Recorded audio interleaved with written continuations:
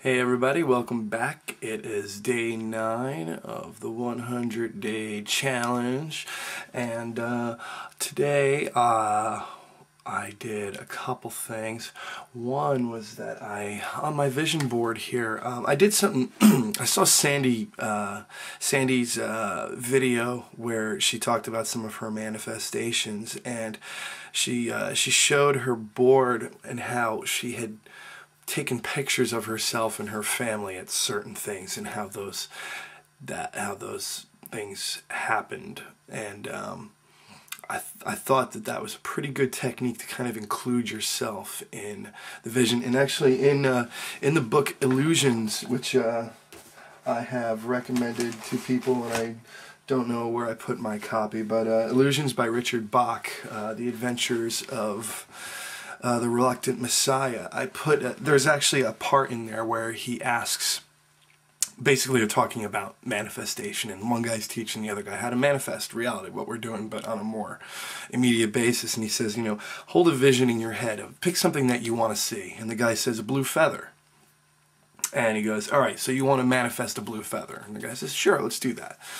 So he tells him to kind of meditate, get into a thing, and then just visualize a blue feather and put gold light around it. And by doing so, by visualizing, by thinking about it, it's going to manifest in your life. And I don't know if it's a day later or something like that, but he sees a milk carton with a blue feather on it, and he goes, "There's my blue feather." And the guy says, "Oh, that's it." And he says, "Wait a minute. When you visualize, did you put yourself in the picture? Were you holding the blue feather?" And he said, "Well, no." He goes, "Well, then that's it. That's the problem. That's why it's not a real blue feather in your hand."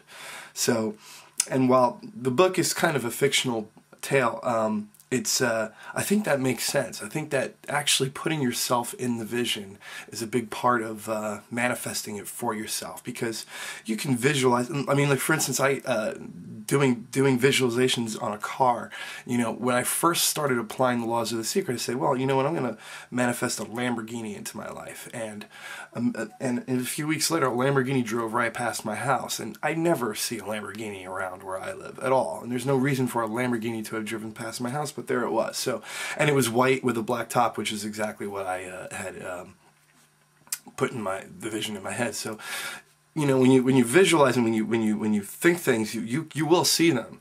It's a matter of how much of yourself you put in, I think. I don't know. I think, I mean, we're writing the rules of this, aren't we? So yeah, anyway, Sandy, when you showed that video and how you had yourself on those things, I think that was a big part of it. So today was a day where I kind of scheduled myself to put a new thing on my things that I want list. And so what I did was I'll try to zoom in here. What I did on these things here was that I included myself. So there's a picture of that car that I really want, and there's my big old shaggy head sticking out of the driver's side window going, yeah, look at my car, look at that car, yeah. And here in the house that I want is a giant 30-foot tall me sitting on the porch playing guitar. And actually I thought that was a good picture to use because, well, number one, I'm really tall.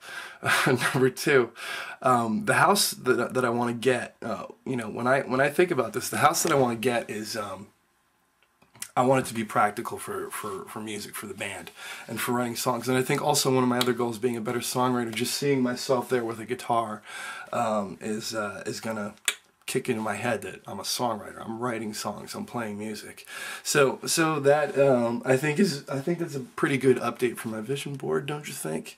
Now, a couple of you have mentioned in your videos meditation, and I know there was at least one person who said he was having issues. Carlos was having issues with meditation, and I have a technique that I learned when I was practicing remote viewing that is pretty strong. There's actually two of them that are pretty strong techniques for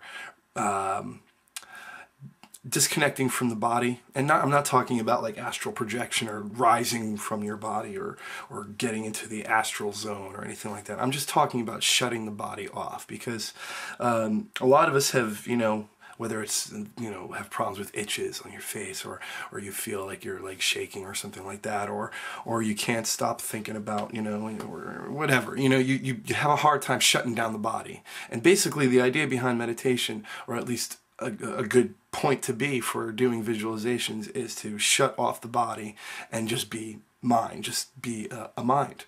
And one really good mental visualization technique is this, and try this next time you're going to sleep, or the next time you're going to go and meditate. And if you have trouble actually shutting down the body, or shutting down what's going on around you and becoming mind, this is a really good method. It is basically, it's a visualization of imagining that your body is a sponge. And instead of just breathing, and this is also, Carlos, you mentioned about focusing on the breath, and this really helps you do that too. Or at least it's a way of using your breathing to get into a lower state. And here it is. You picture your body's made of, you're a giant sponge. And that when you breathe, you're not breathing through your mouth or your nose, but you're breathing through the pores of your body. So as you inhale, your entire body's expanding like a sponge. And as you exhale, it's like so just imagine that you're a sponge and that you're breathing through all the pores, as a sponge would do. I mean, if you squeeze a sponge down and it pops back up, it's sucking air from its entire surface. So try that, and really, like, keep saying to yourself, you know, as you inhale, you breathe in through all the pores of your body, and as you exhale, you breathe out of all the pores of your body. And that way you focus on the rhythm of your breathing, and you're basically, what that does is, because you're telling your body to be something else, which is a sponge, and you're telling your body to breathe through your legs, you're not really doing it, but it will feel like you're doing it. And once you feel like your legs are expanding and unexpanding and expanding and unexpanding,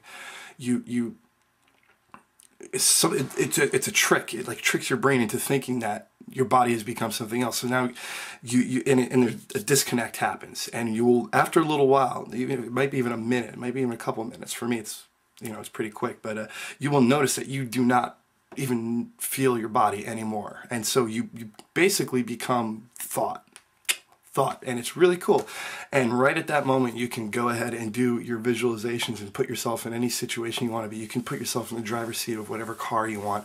You can put yourself on any golf course around the world, or any hammock on any beach, anywhere you want to be, as beautiful as you want. You could put it you could put yourself in that restaurant table and in whatever beautiful city next to whatever beautiful person you want to bring to yourself. And it's a great tool. The sponge tool is a great tool to get yourself into a really powerful mind zone.